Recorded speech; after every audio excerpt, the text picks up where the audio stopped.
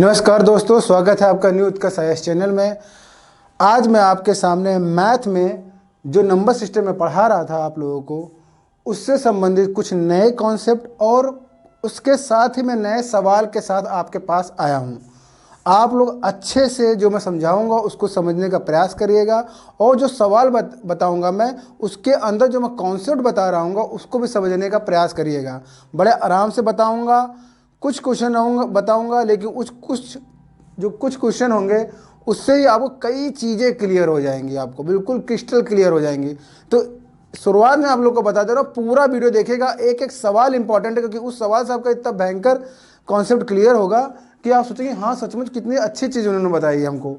ठीक है, कितने अच्छे से मुझे चीज़ें क्लियर हो गई, मैं हर एक चीज़ क्लियर कर दूंगा उस सवाल के बारे में।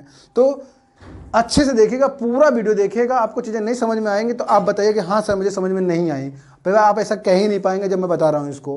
तो चलिए, पिछली वीडियो में मैंने एक कॉन्सेप्ट बता रहा था मैं आप लोग को, जो हम लोग भाग देते हैं, किस तरीके से भाग देते हैं, हम उस चीज़ों को देखते हैं, उसमें किस तरह कॉन्सेप्ट इस्तेमाल करते हैं। सभी लोग भाग देते हैं, लेकिन उसको हम लोग इस तरह से समझेंगे कि हम लोग को अगर प्रश्न आ जाए घुमा के अगर भाग वाली विधि पर, तो हम उसको कर लें, क्योंकि हम तो भाग तो जानते करना, भाग किसको नहीं पता है, लेकिन उसको अच्छे से समझना है हमको, किस तरह से उसका इम्प्लीमेंटेशन हम लोग सवाल में करें ये जानना जरूरी है। इसलिए मैं शुरुआत में आपको हल्का से मैं बता रहा हूँ। तो चलिए आइए देखते हैं। हम लोग यहाँ पर एक चीज़ देखने जा रहे हैं कि जैसे हम कोई चीज़ भाग देते हैं तो भाग हम जैसे मान लीजिए a डिवाइडेड बाई b हम कर रहे हैं, तो सिंपल हम लोग a डिवाइडेड b है, इसके समतुल्य में एक वैल्यू लिख लेता हूँ 2 डिवाइडेड बाई 2 लिख लूँ, या मैं लिख लेता हूँ 4 डिवाइडेड बाई 2 लिख लूँ। तो हम लोग डिवाइड कर रहे हैं तो 2 1 जा 2 पूरा कट गया, सभी लोग काटते हैं इसका वैल्यू, 2 2 जा 4 कट गया, पूरी कोई रिमाइंडर नहीं बचा। लेकिन ऐसा हमेशा तो होता नहीं, रिमाइंडर भी बचता है। तो जो हर चीज़ संभावित चीज़ें हो सकती हैं उसको लेते हुए मैं चीज़ें आप लोग को बताना चाह रहा हूं कि मान लीजिए कि कोई वैल्यू हम डिवाइड कर रहे हैं किसी वैल्यू को किसी वैल्यू से, और रिमाइंडर हमारा कुछ बचता है, तो उसको इक्वेशन के रूप में कैसे लिखेंगे हम लोग। तो मान लीजिए b से a को डिवाइड किया, तो मतलब कि b से a को डिवाइड किया। अच्छा, डिवाइड जब किया तो कितने टाइम्स ये वैल्यू कटेगी, जैसे हमने 2 1 जा 2, तो 2 1 टाइम्स में 2 कट गया ना, ये 4 किसी का 2 टाइम्स में 4 कटा है ना, हाँ कटा है। तो b से हम कर रहे हैं, q को डिवाइड a को डिवाइड कर रहे हैं, b से a को डिवाइड कर रहे हैं, तो कितने टाइम्स, मान लीजिए कि अब ये तो वेरिएबल है ना, ठीक है, तो हम मान के चल रहे हैं कि q टाइम्स ही चला जाएगा, मतलब v को q से मल्टीप्लाई अगर हम कर दें तो हमको a मिलना चाहिए या इससे कम कोई वैल्यू मिलेगी, और इससे कम कोई वैल्यू अगर मिल रही है, इससे ज़्यादा अगर नेक्स्ट मल्टीप्लिकेशन में कोई ज़्यादा वैल्यू मिल जाएगी तो उसको तो लिखा नहीं जाता, जस्ट कम जो वैल्यू होती है उसी को लिखा जाता, सभी लोग जान रहे हैं। तो मान लीजिए बी क्यू टाइम्स ले गए और कुछ हमको वैल्यू मिली, और जब हम इसको माइनस कर रहे हैं तो हमको यहाँ पर कुछ वैल्यू आई, ठीक है, और हमको रिमाइंडर मिला क्या, आर। तो हम लोग क्या करते हैं, कैसे हम a फाइंड करते हैं, तो देखेंगे हम लोग a कैसे फाइंड कर रहे हैं। a equal to b into Q, क्योंकि q टाइम्स क्या था, तो b into Q plus reminder add कर देंगे ना, और हमको ये इक्वेशन फाइंड हो जाएगी। ये बताना मेरे लिए बहुत ज़्यादा ज़रूरी है, क्योंकि जो मैं सवाल बताऊंगा आप लोग को वो इसी पर आधारित होगा। तो a क्या है, a क्या है जिसको हम डिवाइड कर रहे हैं, आर क्या है, रिमाइंडर जो शेषफल बच रहा है, ठीक है, और ये क्या है, ये क्यू क्या है, क्यू क्या होता है, भागफल होता है, क्या होता है, भागफल होता है। तो आर रिमाइंडर हो गया, ये क्या हो गया, बी के ये क्या है, भाजक हो गया, ठीक है, ये भाज्य हो गया, ये भाजक हो गया। तो इस तरह से मैं सभी चीज़ें आपको इसी के माध्यम से बता दी। तो ये इक्वेशन आप लोग अच्छे से याद कर लेंगे, या इस तरह से जब आप इसको मैं बता रहा हूँ तो समझ लेंगे, ठीक है। तो उम्मीद कर रहा हूँ चीज़ें समझ में आ गई होंगी आप लोगों को। अब जब इसके ऊपर हम सवाल देखेंगे तो देखिए कितना अच्छे से आपको समझ में आएगा, ठीक है। तो चलिए आइए इसको मिटाते हैं और देखते हैं हम सवाल इसके ऊपर। सवाल फटाक से देख लेते हैं, कॉन्सेप्ट समझ लिया हम लोगों ने। अगर हल्का सा और आप वैल्यू के फॉर्म में देखना चाहते हैं तो चलिए जल्दी से देखते हैं। जैसे हमने 5 लिया और 5 को हम डिवाइड करने जा रहे हैं, बहुत अच्छे से देखिएगा, हम 2 से डिवाइड करने जा रहे हैं, तो 2 2 जा 4 लेके जाएंगे, यही लेके जाएंगे ना, क्योंकि 2 3 से ज़्यादा हो जाएगा, तो 2 2 जा 4 ले गए, तो हमारा रिमाइंडर क्या बचा 1। अब हमको क्या करना, 5 फाइंड करना है ना, तो 5 अगर हमको फाइंड करना हो और हम तो कैसे फाइंड करेंगे, 2 को 2 से मल्टीप्लाई करेंगे, मतलब 2 इंटू 2 किया और प्लस 1 को जोड़ दिया और हमको मिल गया 2 2 जा 4 प्लस 1 इज इक्वल टू 5। अब आप सोच रहे हैं सर ये क्या बता रहे थे, तो पता ही हमको, लेकिन हम जो सवाल आपको बताना चाह रहे हैं ये पूरा इस इक्वेशन के फॉर्म में समझेंगे जब आप, तो वो सवाल आसानी से कर पाएंगे। तो चलिए अब देखिए सवाल, आप देखिए और सवाल से आपको देखिए कैसे समझ में आ जाएगा, बहुत आराम से चीज़ें बिल्कुल क्लियर हो जाएंगी। तो चलिए हम लोग सवाल ले लेते हैं।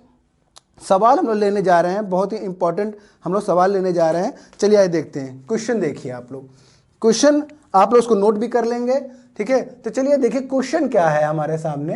क्वेश्चन ये है कि एक वैल्यू दे रखी है 1043, ये कोई वैल्यू दे रखी है, इसको क्या करना है, किसी संख्या से, ध्यान देंगे, किसी संख्या से, बहुत इंपॉर्टेंट है, किसी संख्या से हम लोग विभाजित करेंगे, भाग देंगे, क्या देंगे, किसी संख्या से भाग देंगे और भाग देने पर, बहुत ध्यान से देखिए, भाग देने पर 43 को यहाँ पर लिख दे रहे हैं, किसी संख्या से भाग देने पर भागफल, देखेंगे भागफल क्या आएगा। अब मान लीजिए माना हम सवाल ले रहे हैं ना, तो भागफल आया 11 तथा शेषफल कितना आ रहा है, बहुत ध्यान देंगे यहाँ पर, शेषफल जो आ रहा है हमारा वो आया है 20। वो हमारा कितना प्राप्त हुआ, शेषफल 20 प्राप्त। तो सवाल को बहुत अच्छे से समझेंगे, जब भी आप प्रश्न जब पढ़ते हैं तो उसको बहुत अच्छे से पढ़ेंगे तो आपको चीज़ कहेंगे अरे ये तो मुझे आता ही था, मैं फर्जी में परेशान हो रहा था, पता नहीं कैसे लिखा हुआ था। शेषफल 20 प्राप्त होता है, तो भाजक ज्ञात करेंगे, क्या करेंगे, भाजक ज्ञात करना है। अब देखिए हमने सवाल ले लिया है, अब हम लोग सवाल को उसी भी जो हम लोगों ने किया था, अब देखिए हम भाई जो मैंने आपको समझाया था उसको मैं यहाँ लिख ले रहा हूँ। क्या समझाया था मैंने, ए को मैंने विभाजित किया किससे, बी से, और हमारा भागफल जो आया क्यू आया और रिमाइंडर कितना आर आया। तो इक्वेशन क्या बनी थी हमारी, B into Q plus R equal to A, हमने ये इक्वेशन बनाई थी।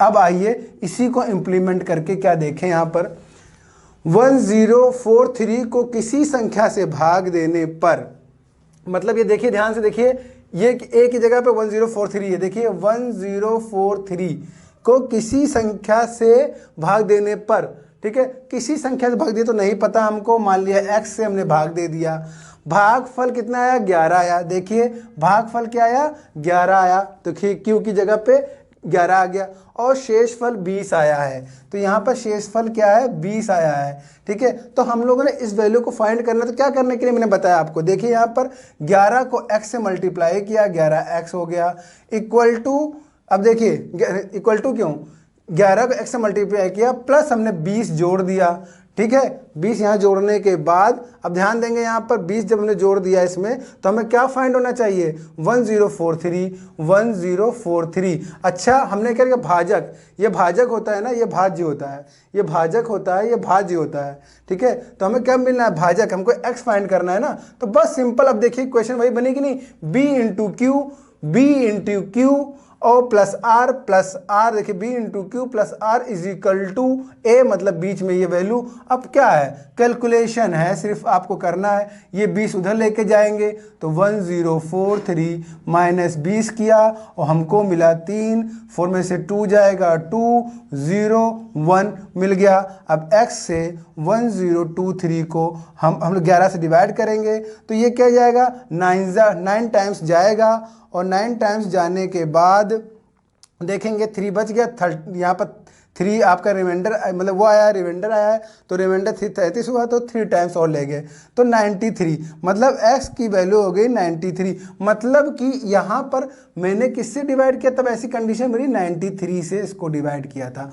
तो ये कितना सिंपल हो गया, क्योंकि ये सर थोड़ा तो समझ में आता है। अब आप कहेंगे कि सर ये वाला थोड़ा ठीक था, हम लोग कर लेते इसको, आप कहेंगे जो बच्चों को नहीं समझ में आया है, जो बच्चे अभी नए तरीके से पढ़ रहे हैं, नए बच्चे हैं जो, उनको लिए ये अच्छी चीज़ है। बच्चे थोड़ा बहुत जानते हैं उनके लिए थोड़ा आसान लगेगा। लेकिन अभी मैं जो नेक्स्ट क्वेश्चन लेके आ रहा हूँ आप लोगों के लिए, वो थोड़ा आप लोग ध्यान दीजिएगा, वो और मज़ेदार होगा और उसमें और चीज़ इसी विधि का इस्तेमाल करके और मज़े से आपको तैयार कर लेंगे उस क्वेश्चन को, और ये कॉन्सेप्ट और अच्छे से तैयार हो जाएगा आप लोगों का। तो चलिए देखें हम लोग, चलिए क्वेश्चन को मिटा दे रहे हैं, हम नेक्स्ट क्वेश्चन को लेने जा रहे हैं। हम लोग नेक्स्ट क्वेश्चन को लेने जा रहे हैं। आप लोग रुके रहिएगा, बिल्कुल भागिएगा मत छोड़ के। देखिए कितना बढ़िया क्वेश्चन आप लोगों को मैं लेके आया हूँ आपके सामने, और खूब अच्छे से इसको हम लोग करेंगे इसको।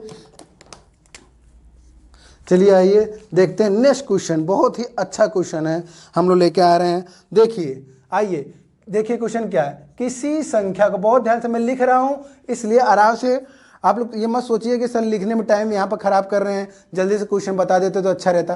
क्वेश्चन जब मैं बोल रहा हूँ तो उसको समझने का प्रयास करिए जितनी देर आपको लगता है किसी क्वेश्चन को पढ़ने में। तो चलिए देखते हैं। किसी संख्या को, बहुत अच्छे से करेंगे, किसी संख्या को अब हम कहने जा रहे हैं। किसी संख्या को 195, बहुत अच्छे से करिएगा, 195 से भाग देने पर, अब देखिए क्वेश्चन थोड़ा उलट गया। पिछला क्वेश्चन कह रहा किसी संख्या से भाग दे रहे थे किसी को ना, अब यहाँ पर किसी संख्या को 195 से भाग देने जा रहे हैं। भाग देने पर कि 47 शेष बचता है, शेष फल मतलब शेष आता है, ऐसे करेंगे। और जब शेष बचता है फिर आगे क्या, अगर उसी संख्या को यदि, यहाँ करेंगे यदि उसी संख्या को, बहुत ध्यान से करेंगे, यदि उसी संख्या को 15 से भाग देने पर, उसी संख्या को 15 से भाग देने पर शेष क्या बचेगा।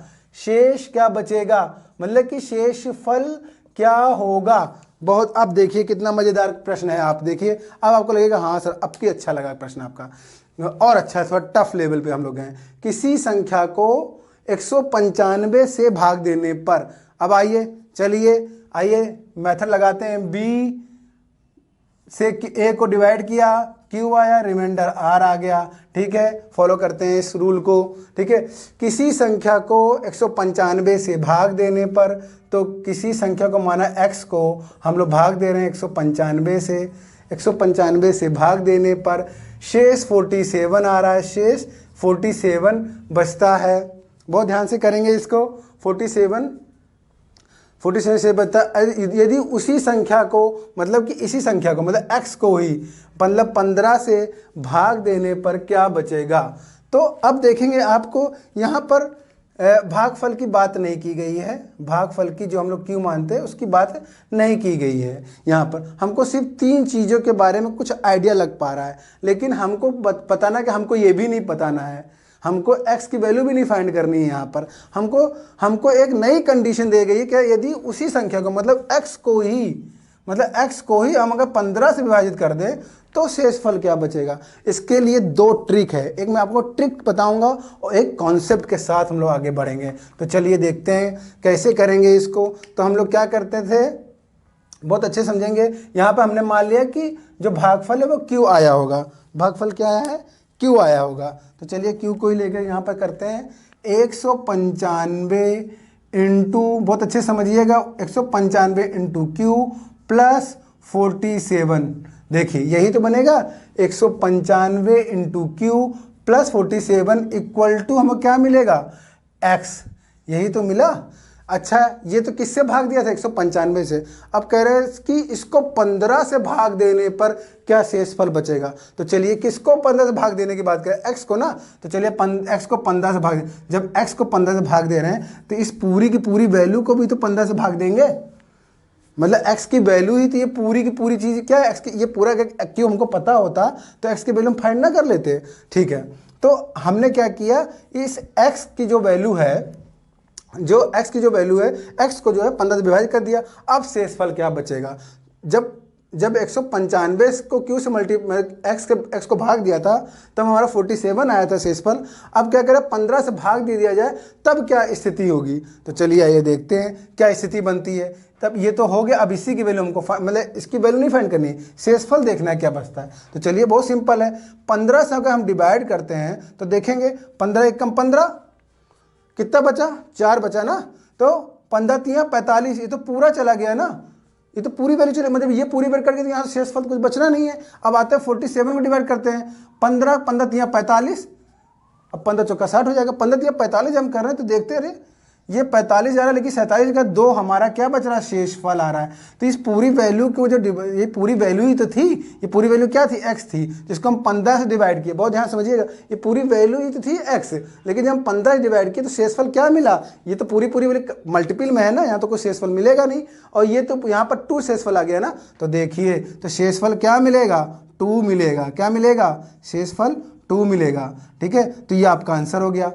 ठीक, अच्छा अब ट्रिक क्या है, इस तरह के क्वेश्चन को अगर आप इसको पता है आपको, इस तरह के क्वेश्चन आपके सामने अगर आ जाए दोबारा सेम इसी फॉर्मेट पे, तो आप क्या करेंगे, कुछ मत करिए, कुछ मत करिए, सिर्फ क्या करिए, जो शेषफल आपको दिया रहता है, जो शेषफल उसी को उस अंक जिससे डिवाइड करने के बाद उसी को डिवाइड कर दीजिए। तो 47 को ही अगर हम 15 से डिवाइड कर दें तो हमको वो जो आए, जो हमारा 2 आ जाएगा। लेकिन किसी किसी कंडीशन में बदल जाता है, इसीलिए इस पूरी चीज़ को लेकर चलते हैं, पूरी वैल्यू डिवाइड करके देखते हैं, नहीं तो यहाँ से भी हम लोग कुछ वैल्यू फाइंड शेषफल निकाल सकते थे। ठीक है, तो उम्मीद करता हूँ आपको ये समझ में आया होगा। ठीक है, तो ये 1-2 क्वेश्चन आपको मैंने भागफल विधि पे बता दिया, और क्वेश्चन अगर बनेंगे और टफ तो उसको भी बताएंगे आप लोगों को। ठीक है, अब आते हैं नेक्स्ट तरह के कॉन्सेप्ट के ऊपर, और नेक्स्ट प्रश्नों को हम लोग देखने वाले हैं यहाँ पर। ठीक है, और उस क्वेश्चन को बता के फिर हम लोग वीडियो को यहीं पर बंद करेंगे। ठीक है, फिर नेक्स्ट कॉन्सेप्ट के साथ नेक्स्ट वीडियो में हम आपके सामने प्रस्तुत होंगे। ठीक है, तो चलिए आइए नेक्स्ट क्वेश्चन फटाक से देखते हैं और उसको करने का प्रयास करते हैं। आप लोग पहले पॉज करके वीडियो को किया करिए, फिर उसको देखा करिए। अगर ना समझ में आए तो दोबारा बैक जाया करिए, फिर क्वेश्चन को पढ़ा करिए, फिर करने का प्रयास करिए करिए। और अगर ना समझ में आए तो फिर वीडियो को आगे बढ़ाया करिए, फिर देखा करिए कि हम कर क्या रहे हैं उसके अंदर। चलिए आते हैं नेक्स्ट क्वेश्चन पे। बहुत अच्छा प्रश्न है, उसको हम लोग करेंगे बहुत अच्छे तरीके से। देखिए क्वेश्चन क्या है, बहुत अच्छे से इसको सुनेंगे आप लोग, बहुत अच्छे से इसको देखेंगे। प्राकृत संख्या दे रखी, प्राकृत संख्या के बारे में मैंने आप लोग को बताया था, 1 2 3 4 5 इन्फिनिटी तक क्या है प्राकृत संख्या होती है। प्राकृत संख्या n के लिए बहुत इंपॉर्टेंट है, n के लिए n क्यूब माइनस n दे रखा है, एक इक्वेशन दे रखी है, n क्यूब माइनस n एक इक्वेशन दे रखी है। n सर्वदा, बहुत क्वेश्चन बहुत अच्छा है, सर्वदा किसी बड़ी से बड़ी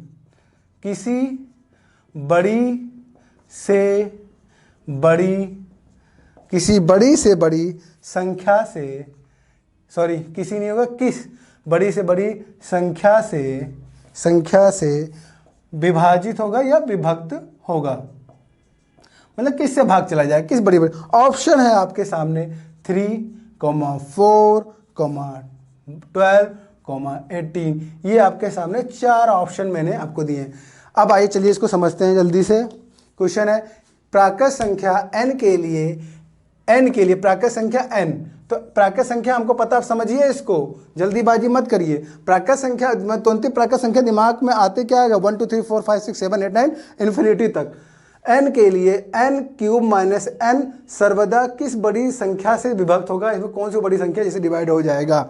4 ऑप्शन दे रखे हैं आपके सामने, तो चलिए इसको करते हैं, समझने प्रयास करिए। पहले अपना खुद से करिए, फिर उसके बाद जो मैं बता रहा हूँ उसके हिसाब से फिर करिएगा।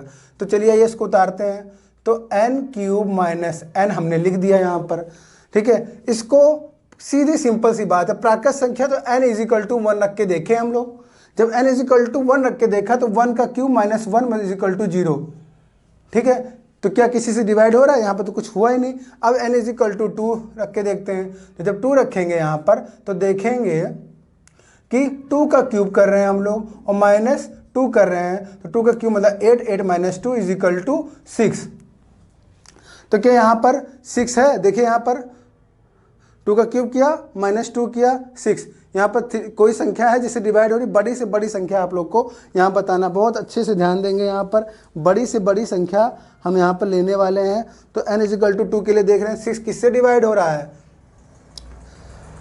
किस बड़ी से बड़ी संख्या डिवाइड होगा, 6 3 से, किससे डिवाइड हो रहा है, 3 से। तो हमारा आंसर हो जाएगा 3, हमारा आंसर हो जाएगा 3। अच्छा अब आइए n = हम यहाँ पर 3 रख के देखते हैं। देखिए n = 3 रखते हैं यहाँ पर, तो 3 का क्यूब किए -3 किया, 3 3 9 3 27, 27 -3 करेंगे। आइए 27 - 3 करें तो 7 में से 3 गया 4, 24, 24 किससे डिवाइड होगा, हमारा 24 हमारा, देखिए 7 में से 3 गया 4, 12 डिवाइड होगा। लेकिन हमको शुरुआत में ही मिल गया है वैल्यू, तो हम इसको ये फाइंड कर लेंगे, हम लोग ये क्वेश्चन सॉल्व कर लेंगे यहाँ से, तो आसानी से हमारा ये क्वेश्चन का आंसर निकल जाएगा 3।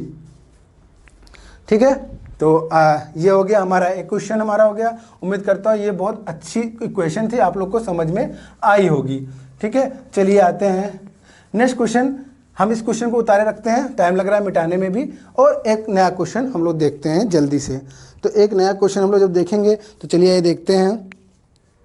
नेक्स्ट क्वेश्चन हमारे सामने है, यदि n एक प्राकृत संख्या, एक प्राकृत संख्या हो, एक प्राकृत संख्या हो तथा 10 की पावर n-1, 10 की पावर n-1 के अंकों का योग, अंकों का योग 4707 हो, अंकों का योग 4707 हो, तो n का मान कितना होगा, तो n का मान कितना होगा, तो n का मान कितना होगा। अब देखिए क्वेश्चन को, ये हमारा सेकेंड क्वेश्चन है, हम लोग देख रहे हैं यदि n एक प्राकृत संख्या, फिर वही प्राकृत संख्या के मतलब 1 2 3 4 5 6 7 8 9 10 तक लेके चले जाएंगे इन्फिनिटी तक, तथा 10 की पावर, अभी इक्वेशन लिखेंगे 10 की पावर n-1 के अंकों का योग। अब इसके अंकों, ये जो संख्या बनेगी उसके अंकों के योग की बात कर रहे हैं। जैसे कि हम कोई संख्या उदाहरण के तौर पे लेते हैं, मान लीजिए 123 हमने लिया, अंकों का योग करेंगे तो 1 + 2 + 3 किया हमने, तो कितना 2 1 3 3 3 6, तो ये आ गया ना अंकों का योग। इसी तरह की बात कर रहा है यहाँ पर। ठीक है, इसके अंकों का योग, जो ये संख्या बनेगी, अभी संख्या क्या बनेगी नहीं पता है ना, ठीक है, अभी देख लेंगे। अंकों का योग 4707 बनेगा, तो n का मान क्या होगा, तो यहाँ पे n का मान हमको बताना है। n का मान कितना होगा, जितनी पावर के हिसाब से उसको सेट करेंगे यहाँ पर। ठीक है, तो चलिए यहाँ पर देखते हैं। अगर हम लोग उदाहरण के तौर पे देखें, मतलब इनके अंकों का योग अगर हम देखें, अगर हम मान लें कि n की वैल्यू क्या है, n की वैल्यू अगर हम लोग 1 मान लें, तो n की वैल्यू जब 1 मानेंगे, ध्यान सुनिएगा, तो 10 की पावर 1 करेंगे, -1 किया, इक्वल टू क्या हुआ 10 - 1 करेंगे तो इक्वल टू क्या हो जाए 9 आ गया, मतलब 9 आ गया, इकाई का 9, तो 9 सिर्फ आ गया हमको, जो 1 रखने पे हम, जब हम n की वैल्यू 1 रख रहे हैं तो हमको 9 मिल रहा है, तो 9 = ये कहाँ हो रहा है, 9 = ये तो एक अलग बहुत बड़ी वैल्यू दे रखी है ना, इसका मतलब n की पावर बहुत ज़्यादा होगी। तो हम क्या रख के देखते रहे, क्या 2 रखे फिर 3 रखे, मान लीजिए 2 रख लेते हैं, उदाहरण तो समझते रहिए, इसको अपने आप दिमाग से लगा के सोल्व करना है आप लोग को। 10 की पावर 2 करे तो 100 कर लिया, 100 - 1 किया तो क्या 99। अब देखिए 2 मिला ना, इसके अंकों का योग करें तो 9 + 9 कितना हो गया 9 + 9 कितना हुआ 18, तो 18 और कहाँ 4707, तो यहाँ भी नहीं फाइंड हुआ। तो हम लोग ऐसे करते चलेंगे तो बहुत लंबा समय लगेगा।